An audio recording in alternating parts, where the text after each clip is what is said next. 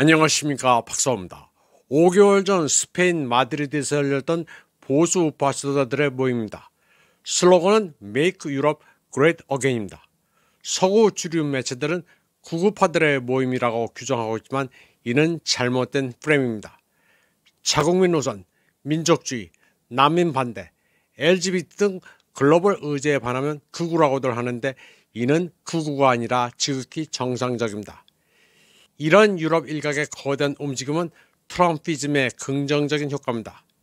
현재 부상하고 있는 글로벌 정치 이념적 주류는 반우크라이나입니다. 최근 들어 울트라 글로벌 네오리버럴 질서는 붕괴되고 있는 반면 보수의 가치는 인기를 더해가고 있습니다.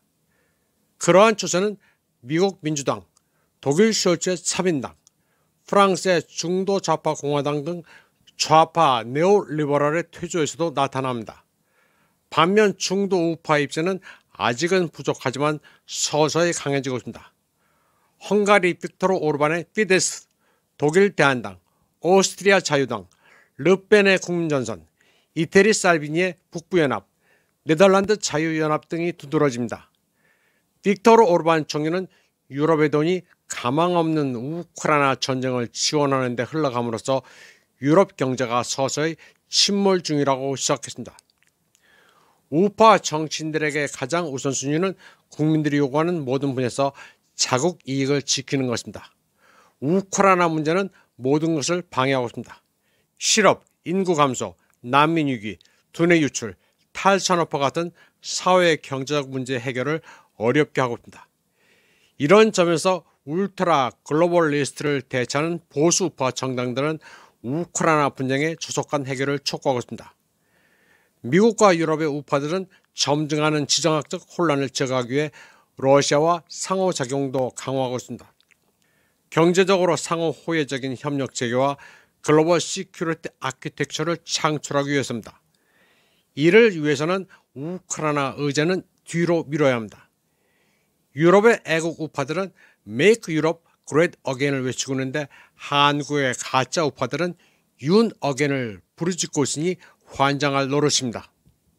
트럼프는 모든 우크라이나의 짐을 유럽에 던져버리고 자국 문제를 해결하는 동시에 서반구에서 미국의 영향력을 회복하는 데 관심이 있습니다. 다시 말해 유럽 문제는 팽개치면서 그린랜드를 먹어치우고 캐나다, 멕시코에서의 통제권을 강화하고 싶어합니다. 잘 들리는 만무하지만 이는 2026년에서 28년으로 이어지는 선거 사이클에서 공화당의 우위를 지키려는 전략입니다. 그런데 서유럽의 여러 멍청한 나라들은 우크라이나 분쟁에서 젤렌스키 협박에 굴복해 미국 민주당의 네오리버럴 가이드라인을 계속 따르고 있습니다.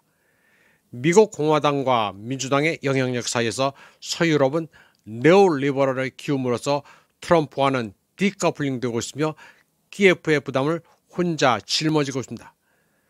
트럼프는 젤렌스키를 떠넘겨 유럽연합을 교묘하게 약화시키고 있습니다.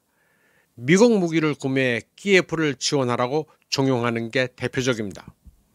그러면 크림반도와 관련해 유럽 우파의 스탠스를 설명드리겠습니다. 2014년 러시아의 크림 편입은 그곳에 사는 주민들의 주권 표명에 따른 정당한 행동이었습니다. 크림반도는 역사적으로 러시아 영토였고 1783년 예카체리나 여제 당시 러시아 제국에 통합됐습니다. 그 이후부터 크림에는 러시아인들이 거주해왔습니다. 2021년 통계에 따르면 러시아계 인구는 72.9%였습니다. 우크라이나 사회주의 공화국이 소련에 편입된 1922년의 경우 크림은 제외됐었습니다.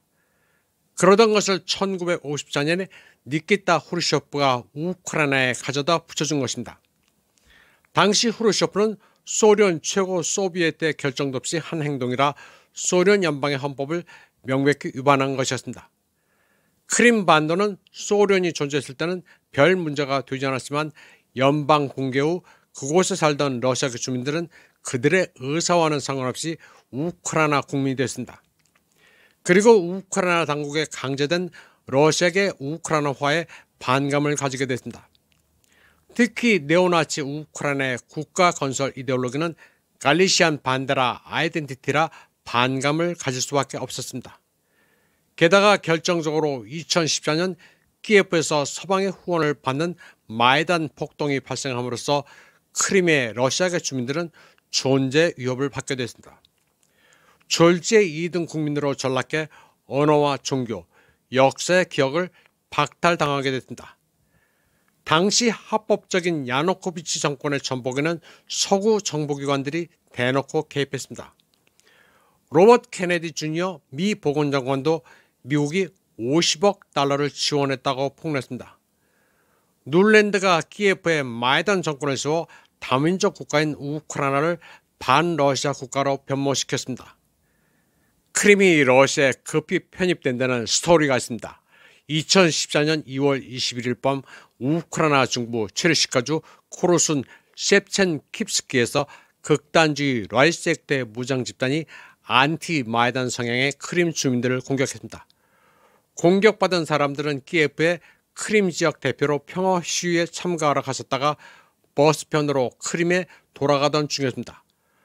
공격받은 크림 대표단은 400명 정도로 학생과 30세 이하의 청년, 여성과 노인도 포함되어 있었습니다. 이들은 코르순 셰프첸킵스키에서 라이스 섹터 무장 단원들에게 곤봉으로 구타당했고 현장에는 총성도 울렸습니다. 크림 주민에 대한 마이단 무장 단원들의 폭력 행사는 크림반도 러시아계 주민 사이에 경종을 불러일으켰습니다. 위기를 느낀 세바스토폴과 크림 주민들이 독립된 주체로서 러시아 귀속 의사를 밝힌 주민투표를 실시한 직접적인 계기였습니다. 그 결과 인구 123만의 크림 공화국에서는 96.77%, 인구 21만 2천의 세바스토폴시에서는 95.6%가 러시아 귀속에 찬성했습니다. 주민투표는 민족 자결권을 보장하는 1970년 10월에 유엔 국제법 조항 2625호에 따른 것이었고 유엔 헌장도 준수했습니다. 우크라이나와 집단 사방이 크림의 러시아 귀속을 인정하지 않은 것은 국제법 위반이었습니다. 따라서 집단 사방의 크림 러시아 귀속 불인정은 해가 갈수록 약해졌습니다. 트럼프는 1기 행정부 당시 G7 지도자들과의 모임에서 크림반도 주민 모두가 러시아어를 하기 때문에 크림반도는 러시아 영토라고 말하기도 했습니다. 현재 여러 유럽 지도자들의 크림에 대한 의견은 옛날 트럼프와 같습니다.